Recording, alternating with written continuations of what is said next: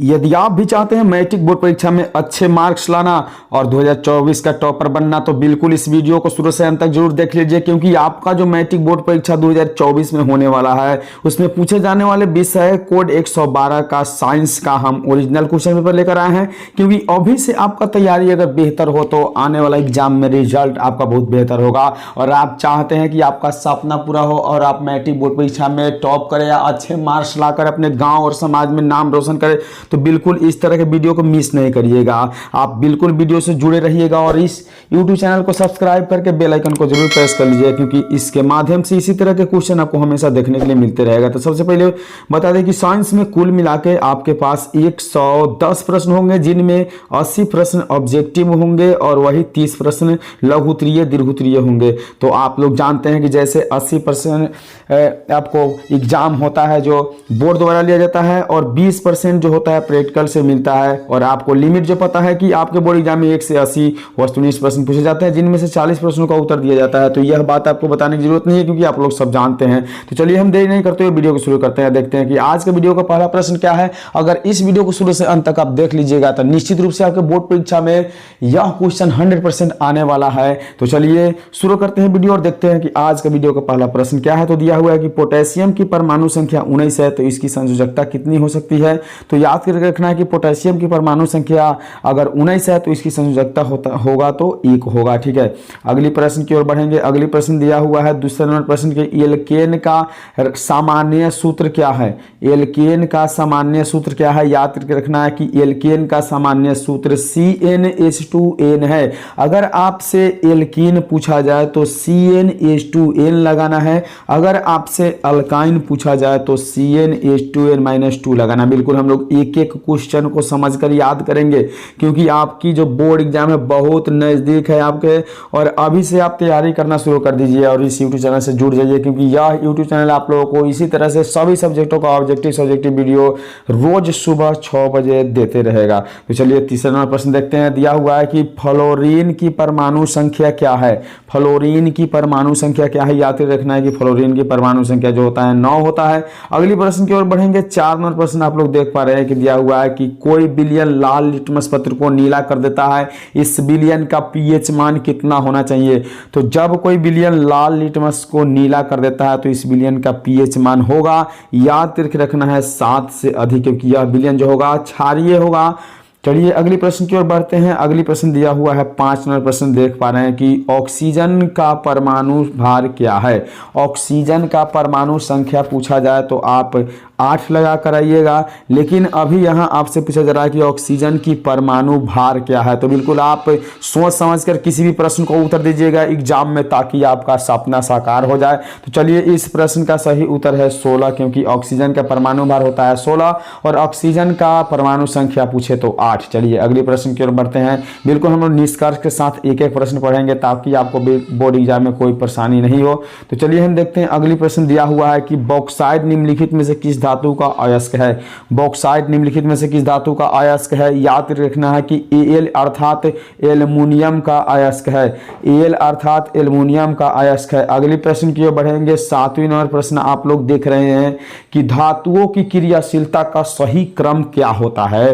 धातुओं की क्रियाशीलता की सही क्रम क्या होता है, याद करके नोटिस करके रख लीजिएगा कि सोडियम, उसके बाद मैग्नीशियम, तब जिंक, तब कॉपर होता है, क्योंकि परमाणु संख्या के आधार पर सजाया जाता है। तो चलिए हम देर नहीं करते हुए अगली प्रश्न की ओर बढ़ते हैं। देखते हैं कि 8 नंबर प्रश्न क्या है। बिल्कुल आप लोग अभी तक इस चैनल को सब्सक्राइब नहीं किए हैं तो सोच क्या रहे हैं, इस यूट्यूब चैनल को सब्सक्राइब करके बेल आइकन को जरूर प्रेस करिएगा, ताकि नोटिफिकेशन आपको हर रोज सुबह 6 बजे मिल जाए। तो चलिए देखते हैं। 8 नंबर प्रश्न आप लोग देख रहे हैं कि Fe2O3 Al से बनता है Al2O3 प्लस Fe निम्नलिखित में से किस प्रकार की अभिक्रिया है। तो यहाँ आप लोग देख रहे हैं कि Fe अलग होकर और O3 Al के साथ जुड़कर Al2O3 बनाता है, तो यह विस्थापित कर लिया, इसलिए यह विस्थापन अभिक्रिया हुआ। अगली प्रश्न की ओर बढ़ेंगे। 9 नंबर प्रश्न। बिल्कुल अगर अभी तक आप चैनल को सब्सक्राइब नहीं किए हैं तो बिल्कुल सब्सक्राइब कर लीजिए। अगली प्रश्न 9 नंबर प्रश्न दिया हुआ कि निम्नलिखित में से किससे से रंध्र के छिद्र घिरे रहते हैं।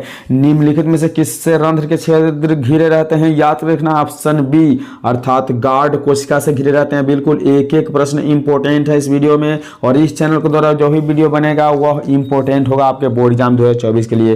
तो 10वीं नंबर प्रश्न की ओर बढ़ते हैं, देखते हैं 10वीं नंबर प्रश्न क्या है। तो कौन सी गैस श्वसन क्रिया में मुक्त होती है, कौन सी गैस श्वसन क्रिया में मुक्त होती है, याद करके रखना है। 10 का ऑप्शन डी बिल्कुल सही है, CO2 गैस। कौन सी गैस? CO2 गैस जो है श्वसन क्रिया से मुक्त होती है, बाहर निकलती है। वही अगर ग्रहण करने के लिए पूछा जाए तो हम लोग O2 अर्थात ऑक्सीजन लेते हैं। बिल्कुल एक एक प्रश्न निष्कर्ष के साथ बताएंगे, तो इस वीडियो से क्यों अंत तक जरूर देखिएगा, आपसे गुजारिश है। और चैनल को सब्सक्राइब नहीं किया तो बिल्कुल सब्सक्राइब कर लेना है। 11वां प्रश्न देखेंगे, निम्न में से किस रंग की प्रकाश की किरण प्रकाश संश्लेषण के लिए सबसे ज्यादा प्रभावी होता है? निम्न में से किस रंग का प्रकाश की किरण जो होता है प्रकाश संश्लेषण के लिए सबसे ज्यादा प्रभावी होता है?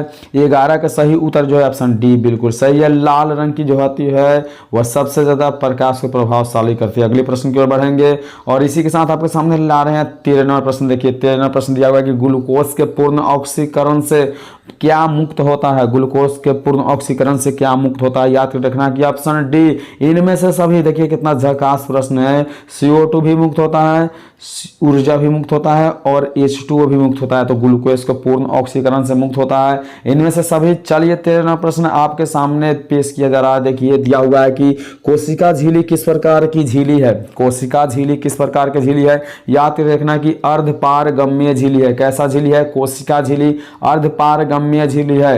बिल्कुल सोचने की जरूरत नहीं है। अगर अभी तक चैनल को सब्सक्राइब नहीं किया तो बिल्कुल सब्सक्राइब कर लीजिए, क्योंकि बोर्ड एग्जाम तक इस चैनल के द्वारा आपको एक एक वीडियो इंपोर्टेंट ही देखने के लिए मिलेगा। अगला प्रश्न, ATP का विस्तारित रूप क्या है? अर्थात बोला जाए तो ATP का पूरा नाम क्या है? तो याद करके रखिएगा कि एड्रीनोसिन ट्राइफॉस्फेट है। अगली प्रश्न की ओर बढ़ेंगे। 14वां प्रश्न के बाद 15वां प्रश्न आप लोग देख पा रहे हैं। दिया हुआ है कि स्टार्च की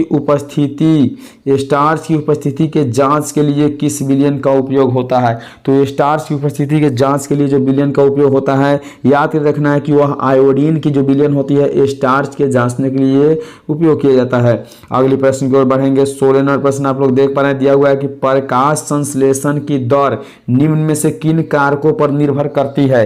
प्रकाश संश्लेषण की जो दर होती है निम्न में से किन कारकों पर निर्भर करती है? याद रखना कि ऑप्शन सी बिल्कुल करेक्ट उत्तर है। ए और बी अर्थात आप देख पा रहे हैं कि प्रकाश के गुण पर और प्रकाश के मात्रा पर।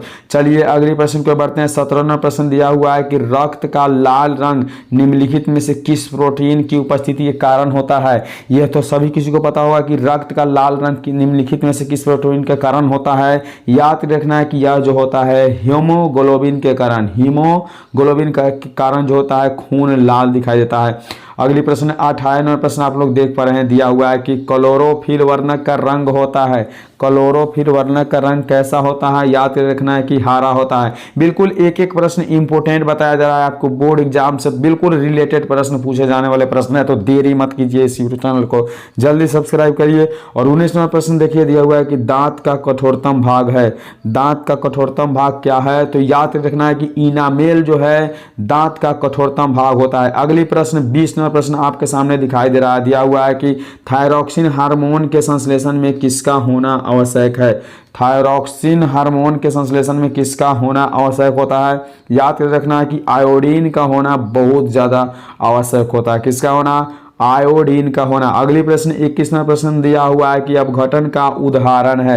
अपघटन का उदाहरण क्या है? तो अपघटक का उदाहरण याद रखिएगा कि कवक होता है। बिल्कुल इंपॉर्टेंट प्रश्न है आपके बोर्ड एग्जाम के लिए, तो देरी नहीं कीजिए, चैनल को सब्सक्राइब करिए, वीडियो को लाइक जरूर कर दीजिएगा।